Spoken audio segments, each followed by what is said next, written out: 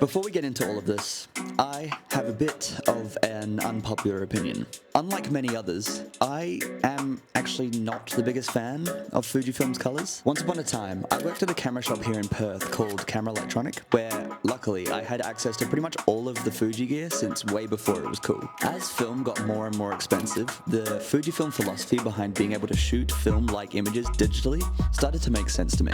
After jumping into the system with the X-T4, I quickly convinced myself that I also needed the X100V, but because I had religiously shot with film over the last 5 years, it was pretty hard to get out of my ways, and these cameras were quickly neglected. I often tricked myself into thinking that Fuji's recipes would be able to fill that analog void, but when using recipes, trying my hardest to replicate the film look, the results always made me feel like a fraud.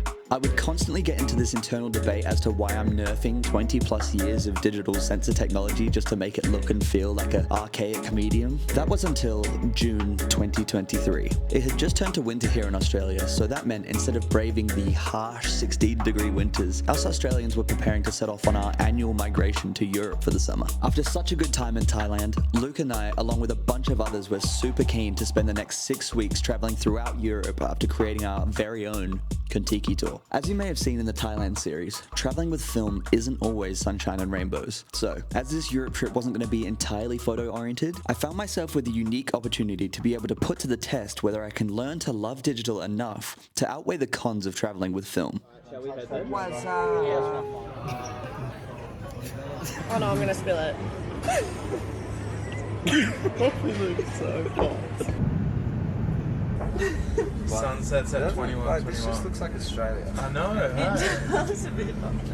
London, Australia. What is our river look like? 4 minutes. How bad? We first caught the train from London Heathrow to Farringdon Station, then dropped James and Paige off at their place before checking into our absolutely swelteringly hot hostel. Now would be a great time to mention that we landed into London amidst a pretty severe heatwave. This was initially seen as a spot of luck, but the English buildings designed for cold weather with no aircon was torture. Anyway, now as a POM, this was not my first time in London, so I had a pretty good idea of all the places that I was excited to go and visit. But for now, it was time to meet up with everyone from the first flight at this tequila bar in Islington, which was right around the corner from their apartment. Jackal, what the fuck is that? Is that the one you can throw like into traffic and it's fine? Yeah. Oh, these drugs have changed. Wait, do it. After a bite to eat, we decided to go on a bit of a relaxed pub crawl to explore the surrounding area. You're a jerkhead fan. I'll wait you up there. Delicious. Wait, mine's pink. What? As expected, one thing led to another and we ended up at this sick underground train station looking nightclub.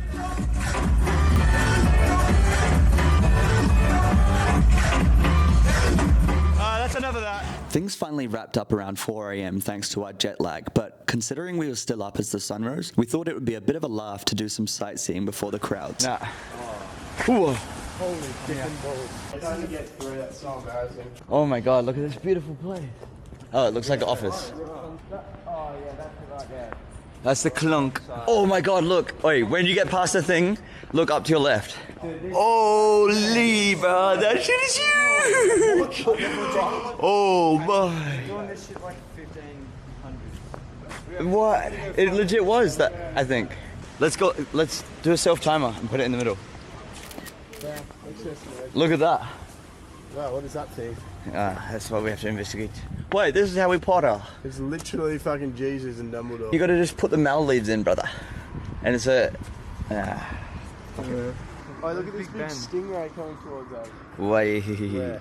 Right here. We up the lads. No way. Oh my god, this is so fucking slippy. It's almost better to jump down there.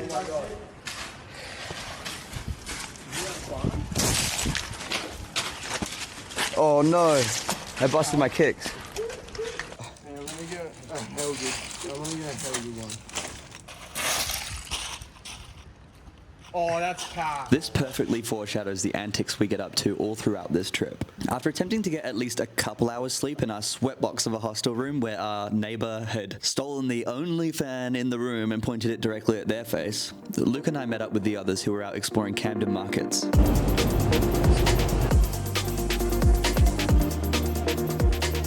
Camden is actually one of my favourite places to visit here in London, as there's always a bunch of characters lurking, so I thought it'd be a bit of fun to go out and shoot some street. I honestly did try getting a few shots in, but to be fair, the hangover was beating me up and the crowds were definitely not making it better. We decided to keep the rest of the day fairly tame, as we had organised a bit of a big day exploring to be ready for the next day.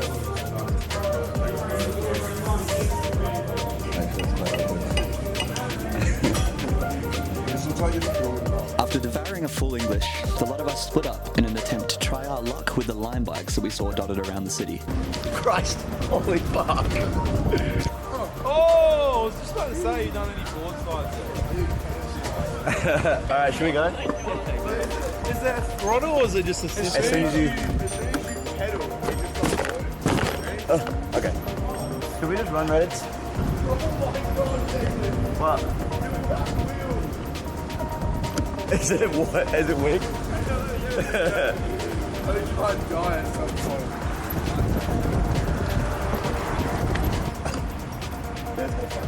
I just buckled. I'm definitely gonna get sunburned knees. Orange means go. Just quickly, forget any metro system. If you want to experience the city in its entirety, we found there is no better way than to fang it around on the limes. But in saying that, I do feel slightly bad for the locals. As fun as it is, it must be so annoying to try and like go to the shops or whatever and then have 10 ignorant Australians near miss you on the footpath.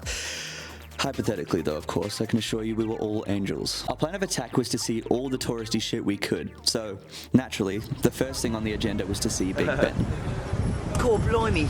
We're probably not the biggest tourist car. Oh.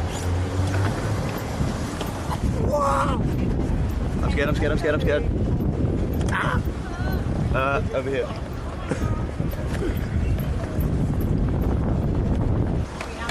Nah. Is it fucking ages? No, it's like over here. I'm just trying to figure. Oh, that right there. Oh, right there. That was one of the funnest things I've ever done. I don't have any good to say. Where you guys at? Be like, Ben? cool. Have fun. As much as I go on about Fuji recipes making me feel like a fraud, using Acros does hit different. The initial concept of this comparison was to only use an Acros recipe straight out of camera and somehow compare that to color negative 35mm film. But that's dumb. Where is school? Despite having a 20% Cineblim filter on, I did luckily shoot RAW and JPEG, so I was able to mostly change my mind on what I'd be comparing after the fact. And on your left, you'll have I was no doubt able to take far more photos on the digital camera, as it's nowhere near as precious as the cost per click that you get with film. That being said, this meant I had to sift through 6,000 odd mostly shit photos before attempting to differentiate between minute details within the 17 photos I took of the same thing to find the one that I wanted to focus on. Then, having to sift through and decide over photos I liked versus photos I thought were technically good to reach a manageable amount of photos before I could even begin editing them all. It's a lot more work than I'm generally used to with film, as that process is limited to like max 39 photos per roll while scanning, and there's rarely ever duplicates. Although, specifically this first roll required a lot of post-processing, as, well, I'm not actually sure what happened, but the roll must have been expired or something. There was funky shit like all over the shots. We spent the remainder of that night at this cool rooftop bar with a mean view of St. Paul's Cathedral. The next day was spent reliving childhood nostalgia, visiting different museums before celebrating the final night we had in London, as the next morning we were catching the Eurostar to Paris.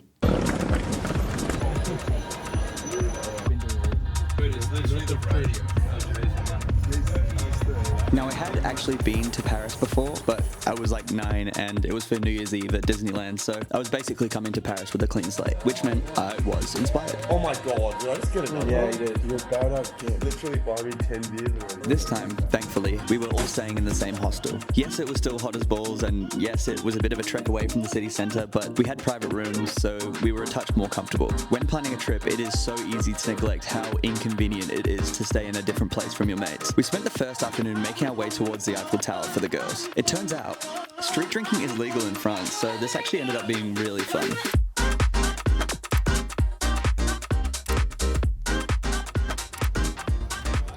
I don't think I'm gonna have to finish. Can we go up to the top? Anyone can? No, I'm not waiting in that bullshit line. That is so fucking French. Wow.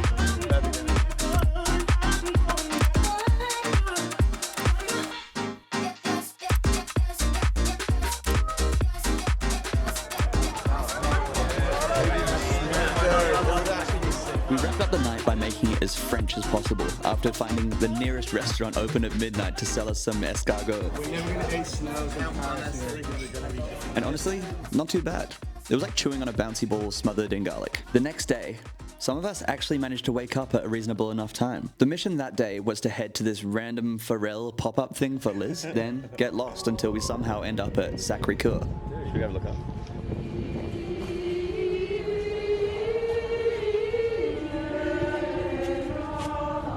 After running into this incredibly French choir, Isaac and I then stumbled across this humongous church that didn't even deserve one of those point of interest sticker things on Google Maps.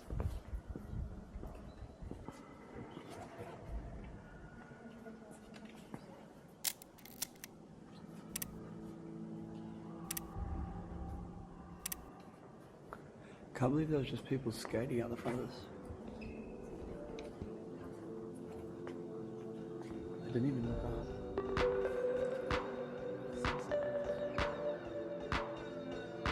I was in two minds about wanting to see the Mona Lisa and all the other cool shit in the Louvre. In one hand, it would have been cool to take photos of the massive crowds gathered in front of the tiny paintings, but in the other, I was not ready to spend the next 2 to 3 weeks waiting in line. This is stupid. Stop.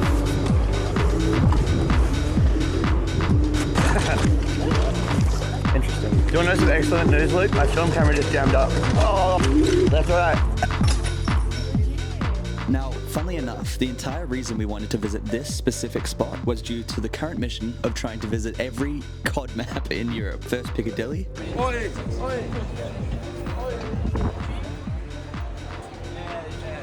Anything you got there? Now Resistance. As aesthetic as it was, I found myself in a bit of a pickle. My film camera had jammed, and annoyingly enough, my digital camera's battery was also blinking red. I squeezed every last drop out of the battery before convincing everyone that we should go home, get changed, and come back here for dinner, with the ulterior motive of just getting my shit together. So, after liming home, changing, recharging, and liming back, we arrived just in time for sunset. Oops. Sorry, guys. Well, were you like taking a photo and then you look back and we all move? Yeah. Bro, this place is fucking serene. Oh wait, we can move over a bit. It's definitely rolling. Go on. Can't put the stick in. I often expect something to go wrong when shooting film, as the cameras are old, so they have a pass for being unreliable. On the other hand, it's just another frustration when digital cameras run out of battery. You either have to keep a bunch on you, or walk around with a cable attached to your pocket. Do better.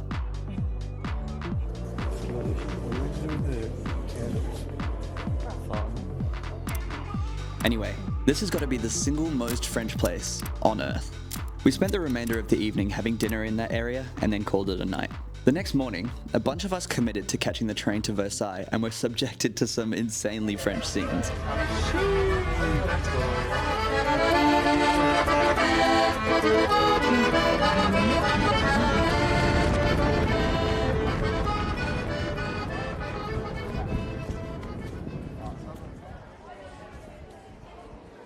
This place was unbelievably packed. After messing around for ages, we figured out how to get a ticket online. The best part about it all was that I think I finally figured out a workflow that allowed me to stay pretty discreet while shooting with the X100V, utilizing the tilt screen. Whereas when I was shooting with the Voigtlander, I definitely stood out like a sore thumb. Though spraying and praying is an advantage in street, it does lend itself to sloppy compositions. This ethos is enhanced by the extra megapixels crammed into the newer Fuji models like the X100VI. I don't think this is inherently a bad thing. You know, you've got to do what you got to do to get the shot. It does, though, encourage shooting with less intent. After making it out of the slaughterhouse, we caught the train back to Paris, where we would spend our final afternoon in small groups, cruising around the streets, grabbing some last-minute essentials before magically convening together for roadside drinks. The next morning, we packed our bags, boarded our flight, and were off to spend the next 5 days at a music festival in Croatia called Hideout. You might notice that the route we take throughout Europe is a little bit inefficient. We obviously started off in London, then caught the train to Paris, but now we're flying to Zadar via Belgrade. You should remember that. Next, we were going to fly to Rome, train to Naples, ferry to Sorrento, ferry back to Naples, fly to Mykonos, ferry to Ios, ferry to Santorini, fly to Prague via Milan, and then fly to Amsterdam. This is where some people would go home, but the real ones were going to stay and train to Berlin. Then, when it's just Luke and I left, we were going to fly to Edinburgh, train to London, and then fly back home to Perth. In the stopover from Belgrade to Zadar, Belgrade Airport somehow managed to lose all of the luggage of everyone on our flight. At the time, there was only one plausible solution: nuke Belgrade. It was obviously frustrating because we were gonna need clothes for the next 5 days, obviously, but it doubles down when considering that a lot of the clothes that people brought were specifically for this festival. It's so annoying. So, without getting too salty, we filled out our information and blindly put our faith in Belgrade Airport to do the best that they could do. We called the taxi to Navalia, checked into our nice little apartment, and all met up on the foreshore to hopefully upgrade our drip. After settling for a shitty faux linen shirt for like $90 to complement my white cotton PJ shorts and Birkenstocks with no socks, it was hard enough to not just like laugh at our collective situation. Regardless, it's safe to say that the week or so that we spent at Hideout was and will be one of the most memorable weeks of my life, most of which I definitely will not be able to show on YouTube, but I'll do my best to try and hopefully sum up what we got up to.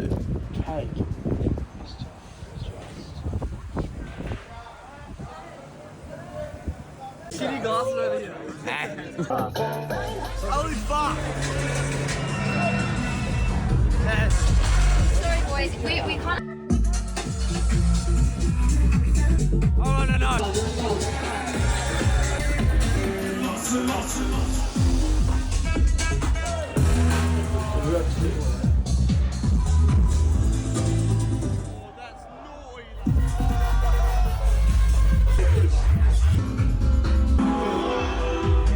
Tick, tick, tick.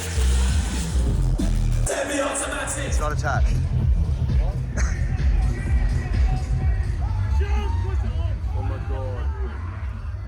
We had one more night in Navalia after the music festival had ended to recover before catching a bus to Zadar and flying to Rome. Despite the permanent brain damage and the irreparable ear damage, on the very last day, one thing I did manage to get back was my bag. After hounding Belgrade Airport, Zadar Airport pretty much did all they could do to help us out, so a big thanks to them for slowly and surely getting at least most of our bags back. You see, I was luckier than most. Paige, James, and Leandro never received their bags back, some still to this day.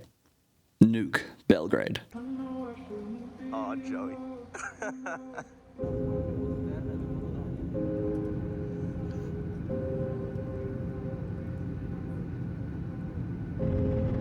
After arriving late, we checked into our hostel, and despite it being midnight, we all went out for pizza because, like, when in Rome. Rome was hot. Probably the hottest place we had been yet. Getting to sleep was a nightmare, especially after, a week straight nearly of incredibly late nights. We only had 2 nights here, so it was going to be a struggle to make the most of the one full day that we had on offer. The next afternoon, I finally got my shit together and formed a little group to go to the Colosseum, where we would rendezvous with some of the responsible people who went to sleep at a normal time. Bro, there's something like that's just fucking chilling, man. Damn. That's pretty fucking sexy. World's best view. It sucks it's a bloody construction site. Rome, as mentioned, was hot, and the line for the Colosseum was long. So much so that we may or may not have wall glitched our way through to the front of the line just to get the ball rolling.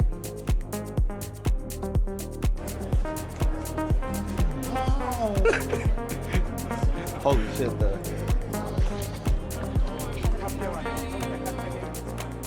In Rome, I started to notice a new behavior that developed when taking photos. Because of the aforementioned film unreliability, I was in a state of just in case when shooting. I found myself finding a cool shot, taking it on film, then immediately backing it up with a digital shot. I'd end up with a bunch of digital photos of the same thing that were disregarded anyway because the photo was obviously intended for film. I know this is kind of just like precautionary, but it's still super inefficient. Sometimes in retrospect, I wish I had just like left our accommodation with one camera so I could fully be attentive to that one instead of just being distracted by both, you know?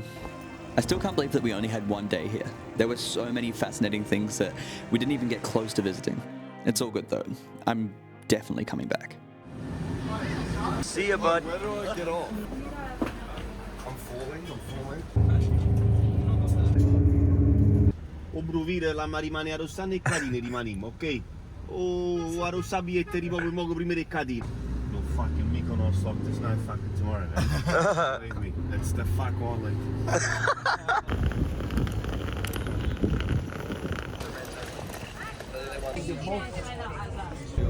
Chimi, baby. Love me. After picking our drawers up off the floor, we managed to scramble together and organize a maxi taxi to our accommodation, which was essentially at the very top of a mountain. Fuck, boys, we're gonna have to Austin Powers it. It's so lit out the front. I want to get a moped like immediately. Already paid. Wow. Does anyone else reckon it's fucked up hot in this bus, even with the AC? I've got 40 minutes to my bus. You want to sit there? Our taxi driver took us as far as they could before we had to commit the rest on foot. It was a mission, but the view from our place made everything worth it. Oh man, the amount of fit things I'm not gonna speak to is gonna be sturdy, lads. Oi, fuck, push-ups instantly. Is there a view reveal? My life be like, ooh, or say ew. Holy Java. Such a mystery. Bro, they straight up need a cable car down the bottom. Excited, we spent the afternoon soaking up the vibes of our flash villa before we made our way down to the town for sunset. Thankfully, we were the only people in Sorrento with this idea. Oh my gosh.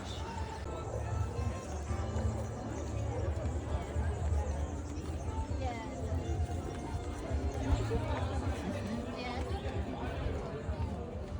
Ow.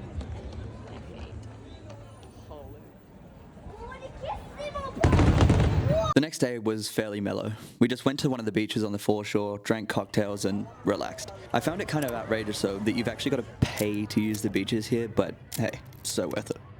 That evening, we walked around town searching for a place to eat whilst devouring some of the famous alcoholic slushies before we struck gold, finding a spot that was able to fit all of us, and the food was unreal. I think I could survive on their bread and chili mussel sauce for the rest of my life. I honestly don't know if it could get more Italian than this place. Hello, Capri, in fondo! Capri! Some of my favorite photos from the entire trip were taken on our way around Capri, both digital and film. I think I've definitely developed a soft spot for boats on water near trees when it's sunny, and I think this is honestly when I start to appreciate Fuji colors the most. Usually, I kind of feel like I've got too much freedom when shooting raw, so much so that I can get like sloppy.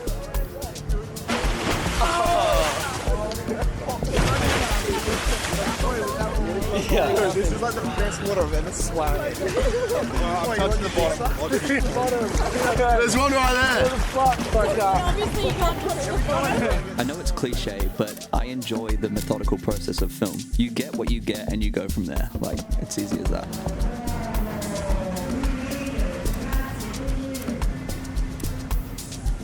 Anyway, after the boat tour, we jumped into our minibus and hopped to different spots around the island.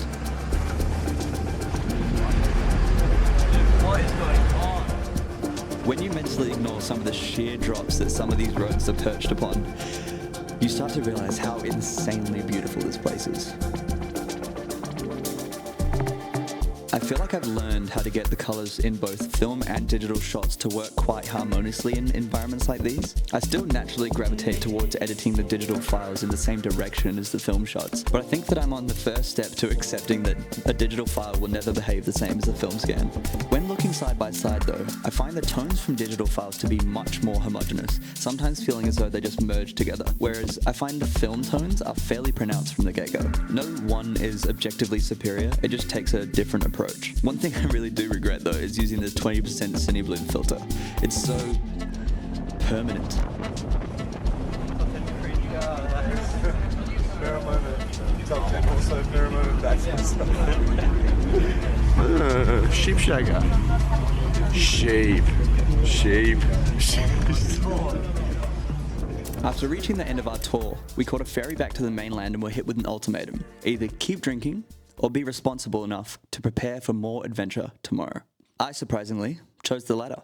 I still woke up late enough to miss leaving with everyone that I had planned to go with. Luckily, despite him choosing the former, Joey was awake and eager enough to send it over to the Amalfi Coast with me.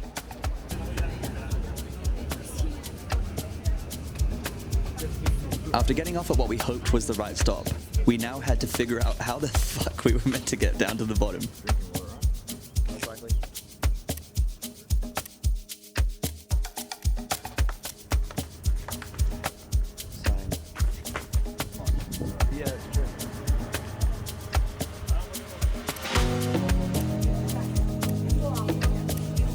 Riddled with jelly legs, we made it. After a quick swim, all of us booked tickets for the ferry to take us round to the neighbouring town of Amalfi.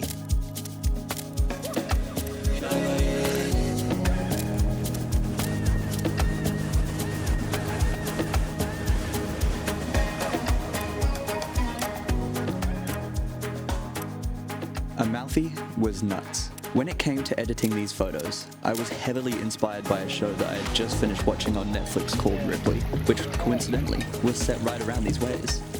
The freedom you get with RAW files is almost undoubtedly a net positive because when inspiration strikes, there's pretty much nothing getting in your way from making your shit look the way you want it. This is something that didn't really occur to me at the time I was traveling, as I was somewhat satisfied with the straight out of camera shots, but something as simple as editing on the fly completely changes the game for me, really. Honestly, like as I was writing this, I swear half the time I was realizing like, bro, no shit, you're just explaining why the entire industry changed from film to digital like over 20 years ago.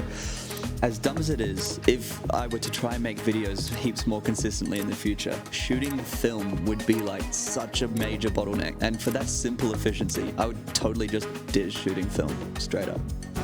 As tough as it would be for me though, I think that I would just need to find my Goldilocks setup and I'd be chill. We finished what was probably one of the best days of the trip at a restaurant overlooking the water, eating some pretty top-notch Italian food. I didn't think that this could be topped. That was until the irresponsible boys who went out the night before all rocked up to Amalfi. Turns out they rented mopeds and went cliff jumping at one of my all-time highest bucket list places that I didn't think we would ever get to go to. Sometimes, I guess spontaneity just trumps all.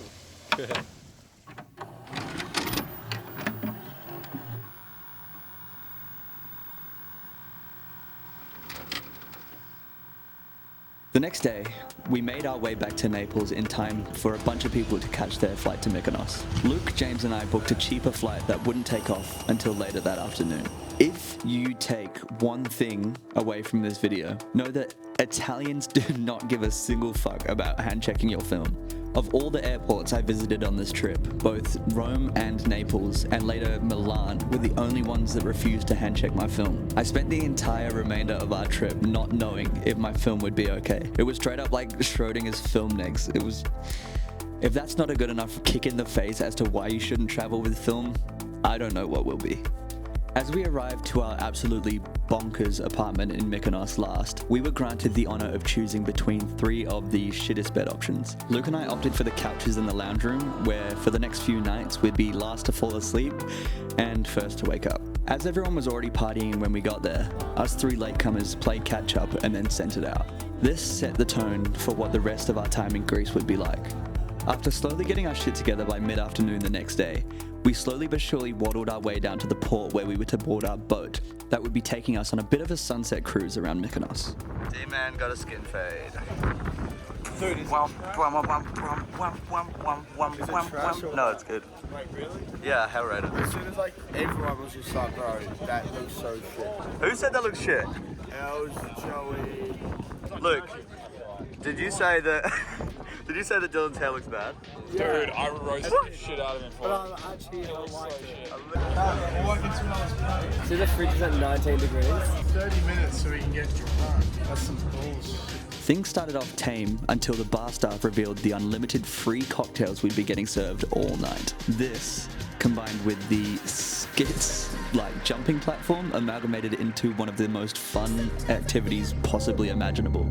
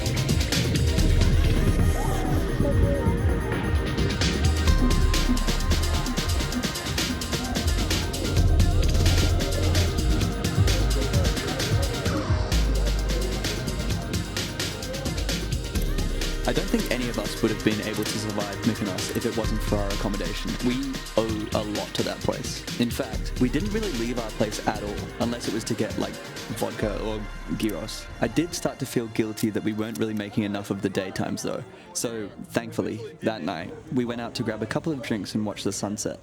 I know it's well known, but I didn't really comprehend how expensive Mykonos was until this night. I spent 32 Australian dollars on one vodka Red Bull.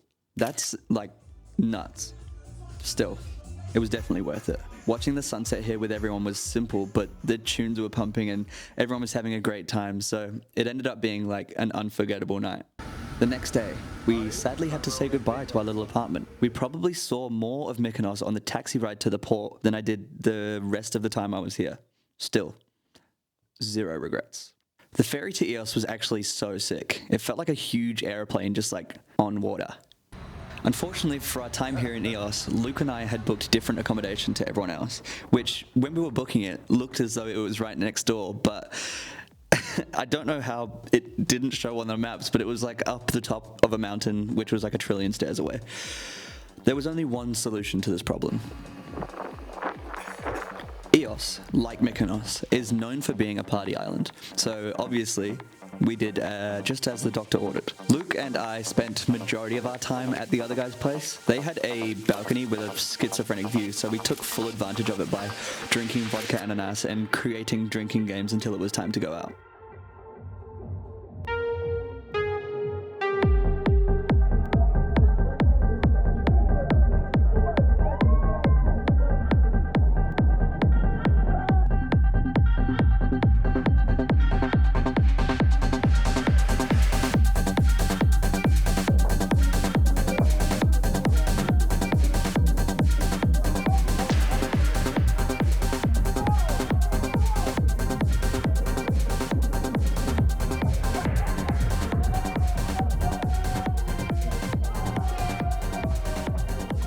The cool thing about Eos is that the main area where all the clubs are is like a convoluted system of alleyways, making it super easy to hop between them all, which was made even cooler when considering that most of the clubs in the area were themed. We spent the next day over on the other side of the island at this beach club where we somehow ended up seeing like, I think it was Timmy Trumpet. It was a blur.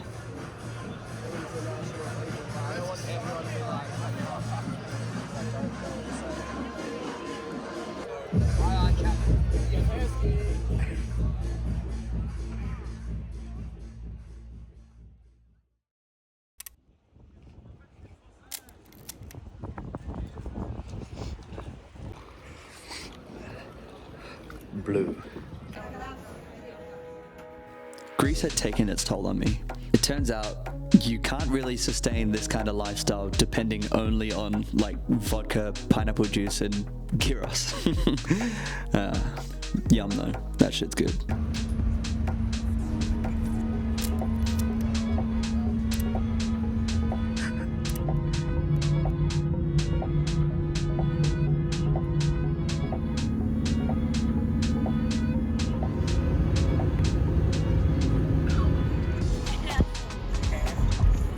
I didn't know much of what to expect from Prague other than the fact that the buildings were beautiful and the food was different. We had plenty of time here to recover from Greece, so I was planning on trying my very hardest on not drinking. There was big talk from one side of the group demanding that we go and experience Prague's highly praised nightlife, but thankfully a bunch of us weren't keen. For the first time in weeks, I woke up fresh.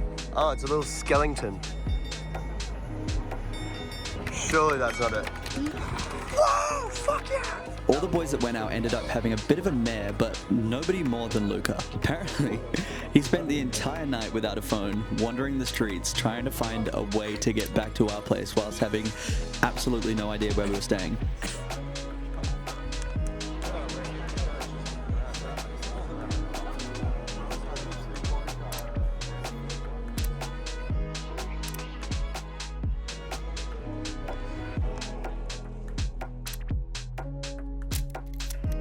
Despite how insanely beautiful everything was, well, mostly everything, a bunch of the boys decided that they had to go and scratch an itch. It has a recoil, so don't shoot so fast. Okay. 7 shots. Good. Shot. Meanwhile, we spent the remainder of the afternoon attempting to find Lucas's phone, to no avail. In need of a bit of a pick-me-up, we thought, what better way to round off our first night in the city than to head to this underground cavernous absinthe bar. I've literally been talking about this all night, bro. All I'm saying is your town is getting electrocuted. It smells wet. Is this low-key an actual cave? Actually, it was greater than the border of France and Swiss. You feel more free, also more drunker. You can see in pasties, in Luzon. That looks fucked. Alright, shall I taste it? Yeah, go on. Let's have a glass of cum.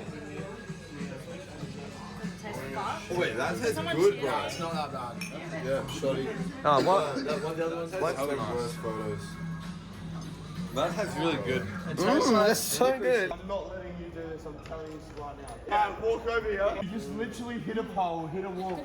Joey, I'm not letting you do No, I'm dead to cancel. You guys are hyping me up a little bit. Come on, let's hear it. No shit. Literally all of you were like, let's go, cunt. He literally slammed into a wall and slammed into a pole. Can you sort us out? Dude, I swear that was just asking what the language is. Yeah, you clicked English then click Euro. I swear to fuck I didn't do that. Okay, I'm gonna prove a point right now.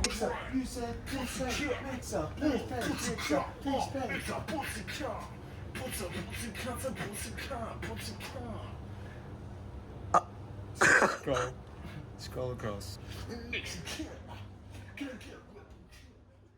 It was feral, and it turned us feral. Definitely a night worth forgetting. We all woke up the next morning in a bit of a sweaty mess, desperate for a swim. Prague isn't known for its beaches, and it's not like we were going to go swim in its river, so we decided to uncover some deep Praguean lore and spend the day at this, for lack of a better word, swamp. It honestly felt like an Eastern European remix of Spring Break in America, but with free-flowing beer, we made it work. That night, we felt it was about time for us to experience Prague's nightlife. I had seen on Resident Advisor's app that this DJ called Yosuke Yokomatsu was playing at this ghetto abandoned boat that had been turned into a nightclub. The vibes were immaculate.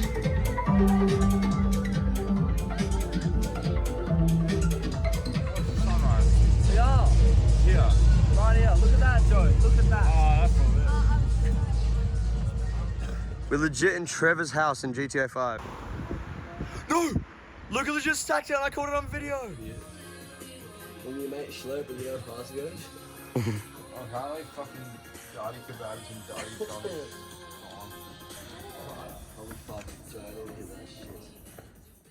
After spending our last night in Prague having dinner underneath that famous bridge, cheaper to fly home from Germany, so I may as well. Come to daddy. I'm gonna drink 3 of these fuckers. I would have just drank it out of that cup, bro. Yeah, you're smart. It's a legit base. First they ignore you, then they give you that. The next morning, we had to check out early. Instead of spending the day in the city walking around with our bags, we decided to get to the airport extra early. After spending hours at the airport bar and the adjacent arcade, thankfully it had finally become our time to check in, so we all did exactly that. Well, most of us anyway. I remember Luca being so excited all day to get to Amsterdam, find an Apple store and get a new phone, but as soon as he went to check in for his flight, he quickly realized somehow he had booked his flight for the wrong day. Anyway, after we had all successfully arrived to Amsterdam, apart from Luca, we quickly realized that there was something different about the air here. Unfortunately, for a solid chunk of people, this would be their last stop before going back to Perth, so we had to make the most of it. That being said, we spent the next few days indulging in the local cuisine and enjoying it to its maximum.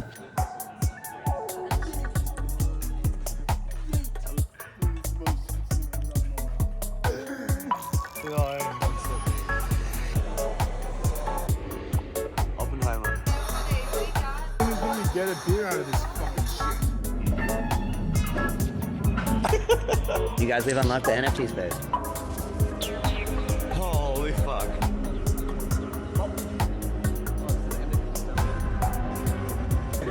have no idea what the fuck is going on. Was it disgusting? No. The drinks to make it a bit easier, I will start with some beers. Or should we talk about it? This is the fucking news. She got clotted, fam. Wait, this is unoptimal temperature to have the camera in.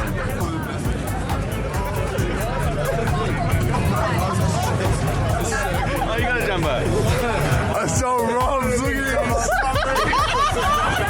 It's in his wife's cardigan. Oh, he's wearing a cardigan. Funny, grab a jacket next time, you know. This is so cold. Why are we drinking cold thing from a cold glass? I want warmness. I just broke another different. That rock star thing just feeling that?